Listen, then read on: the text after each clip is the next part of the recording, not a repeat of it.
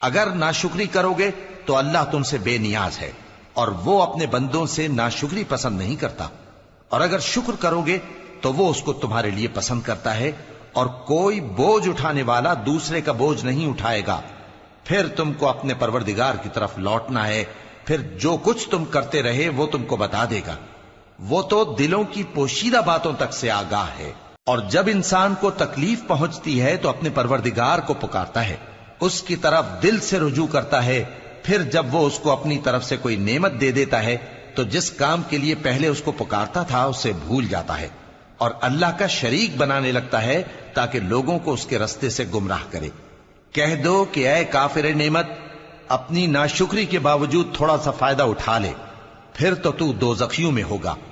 بھلا مشرک اچھا ہے یا وہ جو رات کے مختلف اوقات میں زمین پر پیشانی رکھ کر اور کھڑے ہو کر عبادت کرتا